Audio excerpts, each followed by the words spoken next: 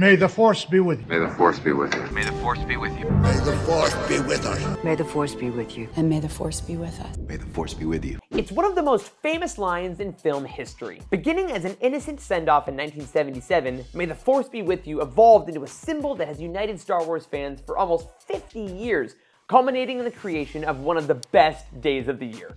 I'm Eric, welcome to Utini, and today we're going to see why May the 4th became the official holiday of Star Wars.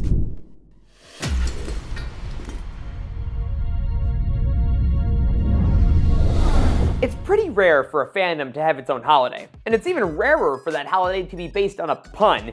Would you believe me if I told you there are two such holidays within the span of a week? I'm talking, of course, about May the 4th and, well... Alright, I'm sorry, I couldn't resist. Now, even though the phrase May the Force be with you has been around since 1977, the global acknowledgement of May the 4th is still relatively new. After occasional references were sprinkled throughout the decades, during a few UK political arguments, oddly enough, the holiday really started to take shape around 2008, thanks to, believe it or not, a Facebook group that wanted to celebrate Luke Skywalker Day. Not quite the same ring, but they were close. But 2011 is where things really started to take shape, as the first official Star Wars Day took place in Toronto, Canada, at the Toronto Underground Cinema. In the decade and a half since, the holiday has exploded in popularity, with this year bringing the Phantom Menace back to theaters around the world, as well as a brand new series of shorts, Tales of the Empire, to Disney+. But in the midst of all this, why does it matter? What is it that makes May the 4th more than just a gimmick, but actually an earnest holiday to so many people? Well, despite the silly origins of its name, this day actually does three very important things. It erases stigma, guarantees engagement, and embraces community. But before we can get into the celebration of it all, we gotta start at the top by acknowledging just a little bit of stigma. Now, it's no secret that being a Star Wars fan has been a little bit tough since the beginning. This isn't something that we have to belabor, but it's a sentiment that many of us have understood for years. And if you want to go a bit deeper on that, check out our video from last week, where we talk about the darker side of fandom for fans and creators alike. But even without the specifics, we can all agree that there has been a level of stigma associated with being a Star Wars fan for decades. And that kind of shame and embarrassment can stick with people for a long time.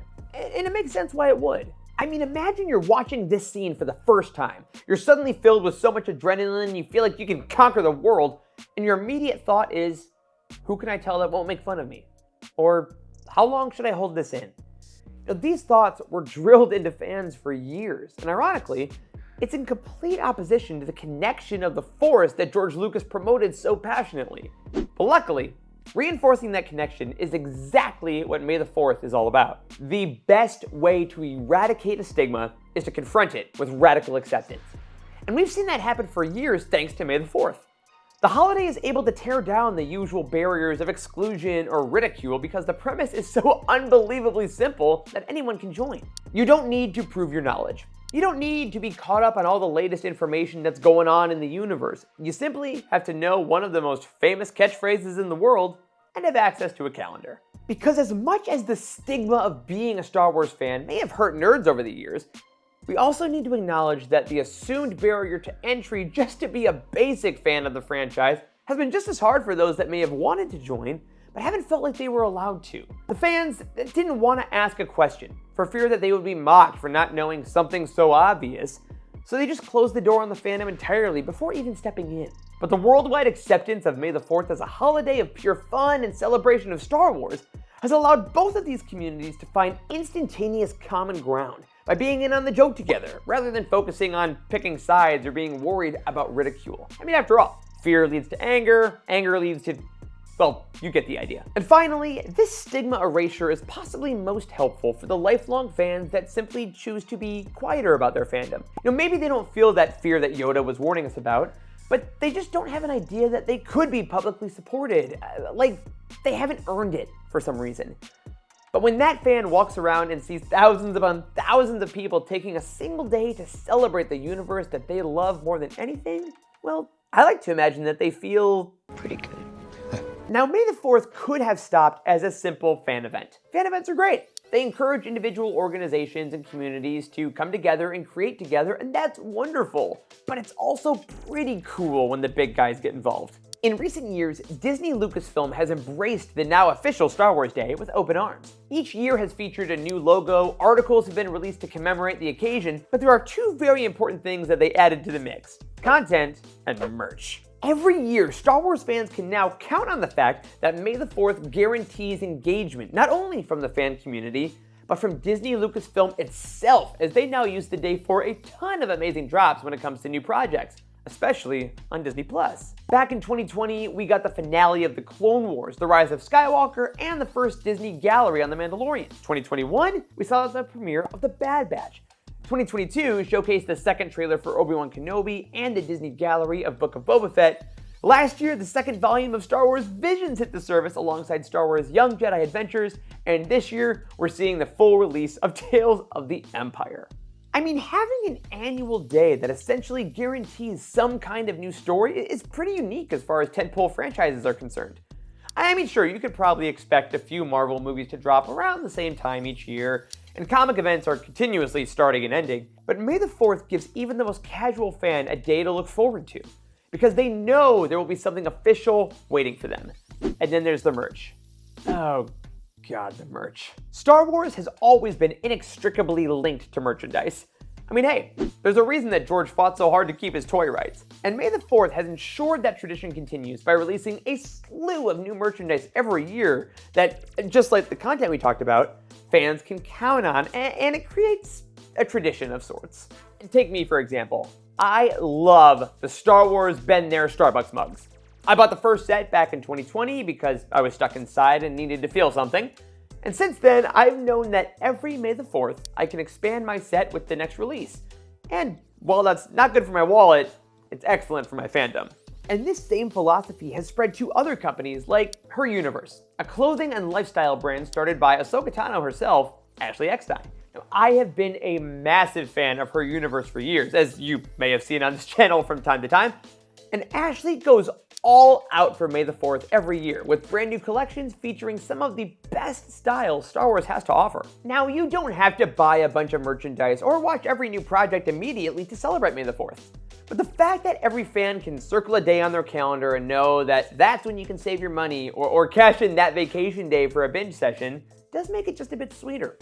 And since every May the 4th now carries the promise of a new merch line or a new storyline, we know that Star Wars can avoid the dreaded franchise killer, stagnates. Because no matter what happens in the rest of the year, on May the 4th, there will be new Star Wars content and new Star Wars merch, and that kind of tangible guarantee from fans and companies alike ensures that we're always moving forward together. Which brings us to the final and absolute best part of May the 4th, and why I think it has been instrumental in creating and cultivating the community of Star Wars. Everyone gets to participate in May the 4th. It doesn't matter if you're a lifelong fan, a brand new fan, a business or organization that wants to show your community how much you love Star Wars, you are welcome to indulge in the love and excitement of May the 4th. Previously, we've done videos about the Oscars or the Super Bowl, and one of the things that I love the most about those is the sense of togetherness that those events create. They encourage people that may not usually come together to form a sort of temporary community to celebrate together. And May the 4th embraces that concept to the fullest. This is most easily seen nowadays in the plethora of May the 4th Star Wars nights that pop up all over the place. My personal favorite is my hometown Charlotte Knights, our minor league baseball team that actually hosted the entire Utini team last month, details of which were all featured on our Patreon. But why I love the Knights' embrace of May the 4th is that they are not your stereotypical nerdy organization. They're a professional sports team, the jocks if you will, but for a whole night, they're choosing to celebrate Star Wars on the scoreboard with their music choices, and sometimes even with characters that walk around the stadium. This type of event from an organization like the Knights is so important because it breaks down that barrier between fandoms to show that passion is passion no matter what.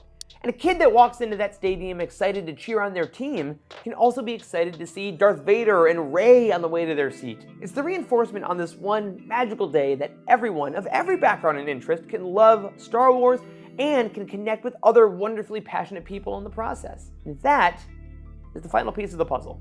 You know, may the Force be with you is an interesting mantra, because it's not self-reflective or meant to comfort the speaker. It's a wish of good faith and good fortune to someone else. It is inherently a connection that tells someone that you care about them, and no matter what troubles may lie ahead, You hope that all the powers of the universe will be with them in their struggle. And to have a holiday based around that concept is to have a holiday that is based in empathy and reaching out to others in a community. A community that can be made up of lovers of the films or the shows or the books or the toys, or maybe they just like to see Vader on the Jumbotron. The Force is with them too.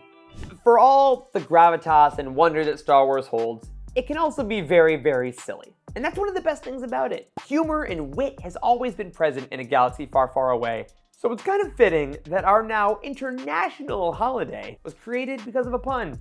Now, over the years, the celebration of May the 4th has expanded to include additional days like Revenge of the 5th or 6th, pick your poison on that one. But call me a purist.